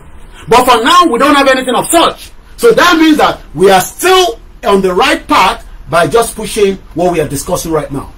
So going further, because I have just 8 minutes left. A Yoruba party in the UK is one means of getting that influence. The Yoruba diaspora is large enough to sustain a party. We could generate enough noise by taking part in the upcoming by-election. But ọmọ Yorùbá ò ló máa jáde pé òun lóhun ní UK mọ̀ ní country mi because UK gangan ló lock gbogbo wa together. But òun máa jáde as a candidate for Yoruba nation under our campaign. Kò tún ní máa lọ ṣe nǹkan míì tó bá dọ̀hún. Òun ló máa lọ máa jẹ́ bí representative wa, and the good thing about this country is that ó lè jáde as an independent candidate. But we need to rally around that person. We need to work with that person. We need to support that person to get to that position so that he can then force, or should I use the word, make sure that they can bring the referral of the 1914 amalgamation that sold Yoruba land and incorporated it into Nigeria. And the last one is, International Court of Justice requires again referral by the state. We could approach countries with large population of Yoruba descendants, diaspora like Benin Republic. We should be grateful to the Benin government for keeping our 2 euro in that country and not giving it back to the bastard country called Nigeria. Hey, imagine tó bá yẹ pé Benin lọ gbé Ìgbòho padà fún Nigeria. Kí lẹ rò kó máa ṣẹlẹ̀? There would have been war anyway. That's what I would just say. Ẹni máa kú máa kú, ẹni máa yè máa yè. Tó bá jẹ́ pé wọ́n make attempt yẹn, I know that for sure. I will not go into much detail. Oguma bele ni kò sọ́gbọ́n ẹ̀. And that is why the Biafra are saying to the Nigerian government, Nnamdi Kanu ten keep Sibiba. Ó ní wá lára. Let's come on the round table. Number one, Nnamdi Kanu ò bá ṣe. Ẹ̀yin gangan ti wá ṣe. I mean, ẹni Nnamdi Kanu ṣe. Nigeria náà ti wá ṣe. How can Yemi Osinbajo, a senior advocate of Nigeria, allowed Nnamdi Kanu to be transported to Nigeria without a due process of law? Olórí burúkú yẹn sọ pé lawyer lòun. How can he be a lawyer? As far as I'm concerned, kò kí n ṣe lawyer, bomb bastard ni. Because if he's a lawyer, tó sọ pé òun ni lawyer, tí a dẹ̀ mọ̀ pé he was a good lawyer according to what he sọ fún wa. Ó wá allow under international law. Ó yà pé gbogbo yóò mọ̀ tán pè ní law. Ẹ fi pé law wèrè Nàìjíríà tẹ̀ fi operate ni. We are talking about international law. How can you bring Nnamdi Kanu from Kenya without a due legal process? Ní bọ́lá tún ṣe yẹn. And you are now saying that Osinbajo is a lawyer. He's a bomb bastard. Olórí burúkú ni. Olórí burúkú ni Osinbajo. Bomb bastard ni. Because if he's a true lawyer, Osinbajo should have told Buhari that we have captured him there. We don't need to bring it quickly. Let's go through the due process. Once he might lock in Nnamdi Kanu sínú Kenya prison while the legal process is going on. But àwọn olóṣì know they put him strictly under a private jet and flew him to Nigeria. And even getting to Nigeria, the court process has said that Nnamdi Kanu has not committed treason. Yet they kept him in DSS. And you want point the finger pẹ̀lú Simon Ekpa. Ẹ wá ní kò ní sí wàhálà Nigeria. Wo baálẹ̀ ń tagbó ìyàwó ẹ̀ ń ta ògógóró òun lọ́rọ̀ Nigeria. Ẹ wá ń sọ fún ọmọ Igbo pé kọ́ wà patient, kọ́ wà calm. when their leader is kept in the DSS custody against the will of international law. Ẹ wá ní kò ní sí wàhálà Nàìjíríà. Ẹ máa tanra yín. Ìyàwó ẹ̀ ń ta ògógóró, baálẹ̀ ń ta gbó, òun lọ́rọ̀ Nàìjíríà. Tó bá máa explode, gbogbo wa la máa jẹ breakfast. Everybody go chop breakfast because you cannot kidnap somebody like that under international law, and the law does not accept. I don't think some of you understand what is called kidnapping. Be kidnapping in Nigeria. So why do you think that we are angry that our people are being kidnapped? Okay, you should be no. Why are people kidnapped and they are paying ransom and some of them get killed and people are upset? So in African all kidnapping anything in your matter, oh Olóṣèyọmọ Yorùbá nítorí bẹ́ẹ̀ mo sọ bẹ́ẹ̀ Olóṣèyọmọ Yorùbá ẹ̀yin hypocrite tí ẹ wá dákẹ́ ẹ wá nítorí pé Nnamdi Kanu ó fẹ́ da Nàìjíríà rú but ó wá dẹ kọ́ lọ kidnap ẹ̀ wá kọ́ gbé wá sínú Nàìjíríà ẹ̀yin wá ń sọ pé àwọn Fúlàní pa yín Fúlàní máa pa gbogbo yín náà ni ẹ̀yin bomb bastard Fúlàní máa pa gbogbo yín nítorí pé for the fact that we kept quiet while Nnamdi Kanu is in the custody of the DSS for an offense that he has not committed, you will all die one by one under the Fulani terrorists. Because it's the same thing. Because the Fulani that is killing us, that does not allow us to go to our farm, is the reason why we are upset and we are angry, we are bitter. And you come on in, no. Nnamdi Kanu, let the government keep him there. And you want peace on the land. Konisi peace, Konisi peace, Ninu Nigeria. That's how far I can go this morning. Thank you so much. My name is Olamide Koiki. I think I've gone beyond my time. Whether you like it or not, Nnamdi Kanu is one of the biggest icon names. And I will Kenolu lawyer. Only Nnamdi Kanu, the North Korea leader. Only these are the three major leaders that people are scared of in the world. The world is scared of Nnamdi Kanu and the Biafra. These Biafra are not the Biafra of 1967. Don't joke with them. I am pleading to the Yoruba people. Am I joking? They are not the Biafra of 1967. These guys are determined. I know what I'm saying. They are determined. They don't care whatever is going to happen. But we can slow down the situation and bring Nnamdi Kanu out and force him back out of Nigeria. So that he can be out of Nigeria and then you still decide not to let them go. But if you keep him there, oh my God, I don't pray that he die there. Nnamdi Kanu is very sick. Let me tell you guys, that woman, I know some of you call her different names. That's your own prerogative. She's highly intelligent. Nobody in Nigerian media can beat her. Her information is top notch. Toba song of you, tell bad digested. Only Nnamdi Kanu, North Korean leader, only these are the three most powerful people in the world today. We are not talking about Joe Biden. We are not talking about Rishi Sunak. Because see, wàhálà bá bẹ̀rẹ̀, the Biafra tó wà níta, àwọn ọmọ Igbo tó wà níta, wá ṣe expect. I will not say more than that. Ṣé àwọn Biafra tẹ́ return jáde yẹn, tó máa lọ campaign káàkiri yẹn. By the time that wàhálà starts, níta nínú tó wà yẹn, wàá gbọ́ pé nǹkan kan ṣẹlẹ̀ Nàìjíríà. Release Nnamdi Kanu before it is too late. My name is Olamide Koiki. Have a very good morning and enjoy the rest of the day. Tabari and support to her, like I said. The details are out there. I'll be back at about 11 o'clock on the Star Radio UK network, and from there we move further. Let's say it as it is. Nigeria is in a real mess. You might disagree with me. I don't hate Bola Tinubu. Bola Tinubu should not allow the North to push him beyond what he cannot chop. He will run away anyway. That's what the leaders will do. Omalo on the first private jet in it. But don't joke with the Biafra. These are not the Biafra of 1967. Simon Ekpa is not joking. I can tell you that. Simon Ekpa is not joking. In time fight, don't joke with the Biafra. And I know what I'm saying. I know what I am saying. Go and read Kemi Oluloyo. Follow her. Read between the lines. She's not stupid. Nnamdi Kanu is very sick. In this urgent medical treatment. Am I going to custody? Eleo ṣe Tabiola o. Eleo kì í ṣe Tabiola o. Gbogbo ìdá ìsọ pé wọ́n lè ṣe kankan ní Lagos State. Ó máa di woro sí woro. Confirm ẹ̀ ń gbọ́ lẹ́nu mi ẹ̀. Ẹ̀rí mi bò kankan lè ṣe kankan ní ilẹ̀ Yorùbá. Mo ti gbọ́. Ẹ̀yin ẹ jẹ́ kó ṣẹlẹ̀. ẹ mọ̀ bí wọ́n lè ṣe bí wọ́n lè ṣe ẹ doubt mi èmi sọ fún yín torí pé mo mọ̀ díẹ̀ nípa tí mo sọ fún yín mo sọ fún yín pé èmi bá Nnamdi Kanu ṣe meeting intasọ abẹ́ẹ̀kún ló wà is not for public consumption. Let us have a dialogue, negotiation, and give a timeline, 2 years, 1 year, and decide the dissolution of Nigeria and everybody lives in peace. Tebana if peace, there will be war. It's as simple as that. Let's play the anthem and we'll get the hell out of here and join me later on. And one thing is, Boba Sasimi, Koniwole, you're wasting your time. So don't waste your energy and your time. Our message will continue to flow and nobody can stop it.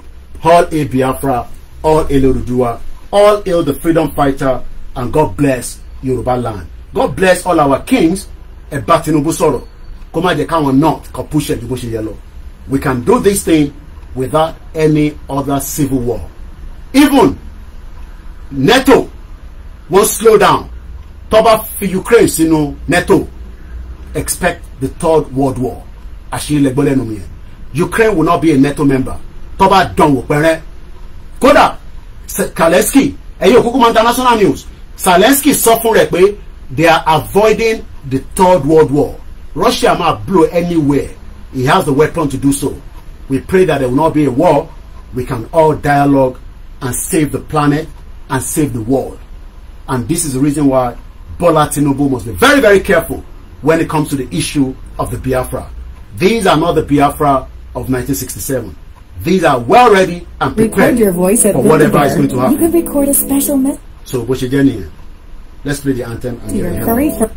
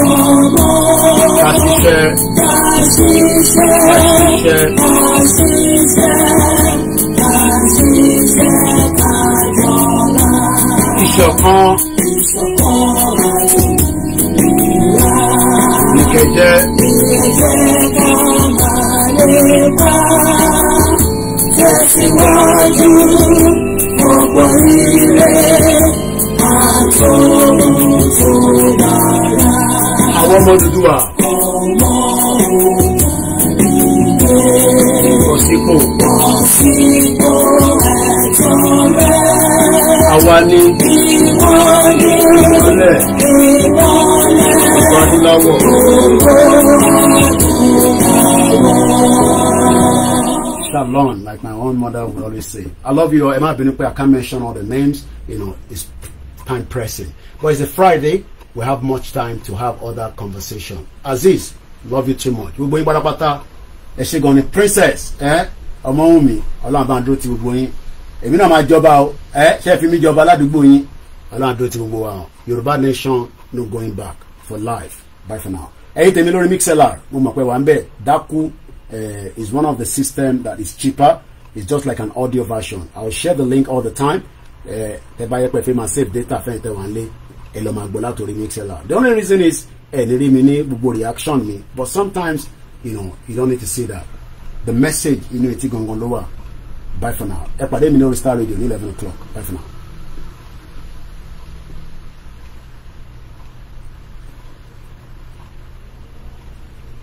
Thank you so much, our TikTokers. It's all over Facebook. Appreciation to every one of you. Thank you so much. Odabo.